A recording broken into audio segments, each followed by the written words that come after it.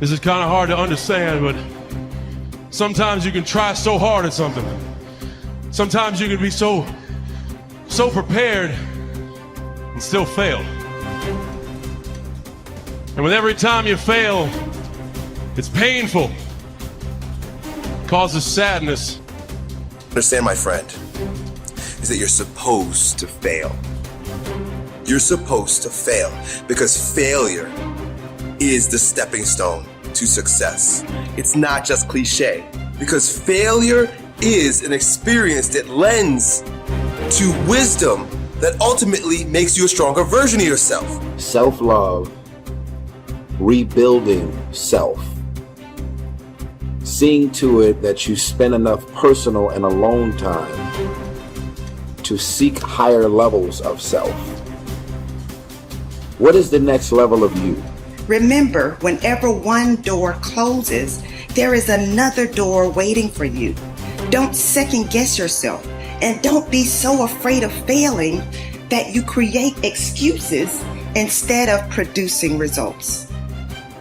Every day, you have another opportunity to be and do what you were meant to do on this earth. This decision you're making right now will determine your outcome of your tomorrow. We don't have control over yesterday, but this decision that you're making right now will push you, will purge you, will drive you to have that fire down inside. There has never been a point, anytime, and there never will be, where everything is perfect. Okay? No such thing. Because life is a possibility. Because it's a possibility, it cannot be perfect. Doesn't matter what we do, there's still something more to do. The possibilities when you do this, although unknown, are endless. But one thing is for certain, if you don't push yourself, nothing in your life will change. If you want a thing bad enough to go out and fight for it, to work day and night for it, to give up your time, your peace, and your sleep for it, if all that you dream and scheme is about it, and life seems useless and worthless without it, and if you gladly sweat for it and fret for it and plan for it, and lose all your terror of the opposition for it, human being, you've got unlimited potential. You can put effort on you, and by concentrating on you and developing you, you can transform your life wherever you are right now. There has to be something so deep in you that drives you. So what really does it for me is I know what we're capable of. And I know that most human beings aren't willing to go where I am. And that's a very, very dangerous thing. I'm not saying I'm better than anybody else. Everybody has this talent. It's not a talent. It's just realizing that we stop way short of our true potential. So through my life, I realize these things. And I know what gives me fuel is I know that most people who are blessed with so much talent, great parents, great upbringing, didn't come from where I come from.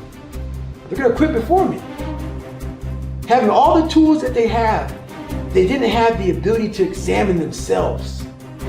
When you have everything so nice in life, it's great to have a great life. But what happens is you don't self-examine.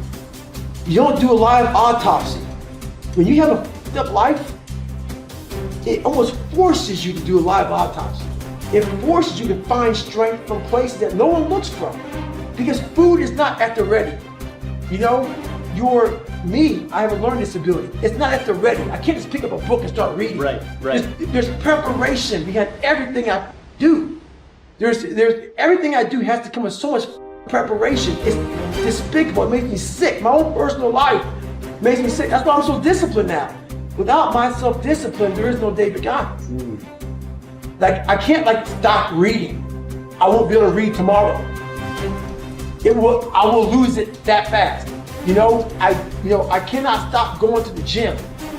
My mind is set up in a spot where, hey, the second I stop, it wants to stop. Because I had a quitting mind growing up. When you get beat the shit out of you all the time, your mind wants to go to that nice spot where you're comforted, where you're not trying, where shit is easy. That's where your mind, it doesn't want to think. You have all these things in the mind, and the mind can only absorb so much. So all the pain it has to go through, it wants to push it away and say, let's not do that. So every day I'm fighting where the mind wants to go. So it's a constant evolution, man. There isn't a better way to live your life. There's no right way and wrong way. There is only the way that gives you more energy. There is only the way that gives you fulfillment. When you have those things, when you're fulfilled by what you're doing and it's giving you, the harder you pursue it, it's giving you more energy, you're on the right path. As the Greeks would say, segolodroma, I can't believe I messed that up. Segolodroma, which means you're on a good road. And that's what I want people to understand. Like, yes, I preach a very specific path, but I don't think that it is a universal path. And so the only universal path is to do the things that give you fulfillment and energy. So if spending time with your friends gives you that, then you should be spending more time with your friends. If dating gives you that, then you should be dating. So you don't need to want to be the best in the world at something. You don't need to want to make a lot of money. You don't need to want to be an entrepreneur. They're literally just stand-ins. They're proxies for fulfillment and energy creation. That's it. Many people have had difficult experiences growing up. They have fallen onto hard times and become associated with the wrong people. They have behaved in ways that were illegal or socially unacceptable. Sometimes they have even been convicted and sent to prison for their crimes. But at a certain point in life, they decided to change. They thought seriously about the kind of person that they wanted to be known as and thought of in the future. They decided to change their lives by changing the values that they live by. By making these decisions and sticking to them, they changed their lives. And what others have done, you can do as well. Remember, it doesn't matter where you're coming from. All that really matters is where you're going. If you were an outstanding person in every respect, how would you behave toward others?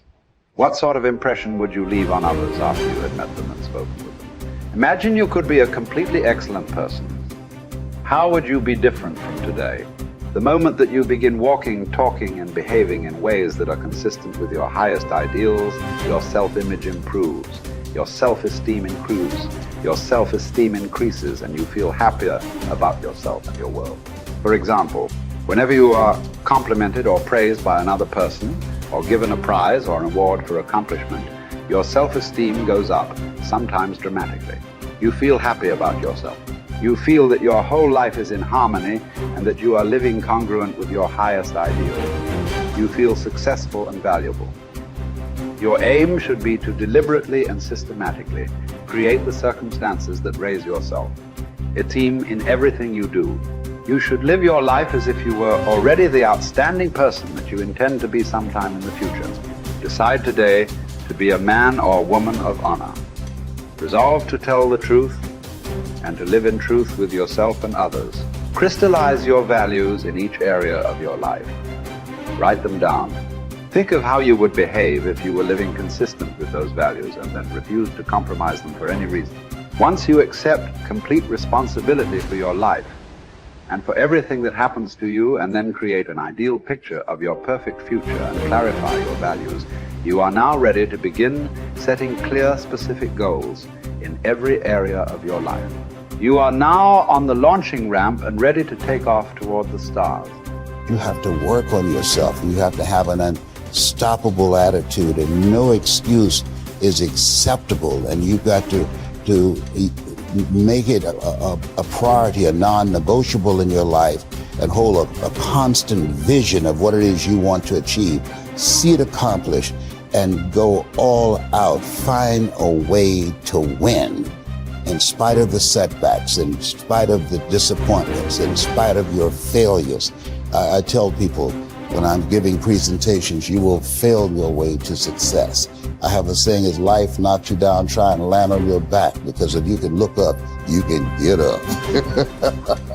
And so those experiences of going after goals that's beyond your comfort zone and having relationships that will challenge you. And so those experiences, they challenge you to go to that next level and continue to move forward in your life, doing new and exciting things that eye has not seen, ear has not heard, nor is it in the heart of mankind what God has in store for you when you live a heart-centered life, deciding that you're going to live a life that will outlive you. You're going to live a life that counts, a life that will build a legacy and change the planet. You know, Horace Mann said, we should be ashamed to die until we've made some major contribution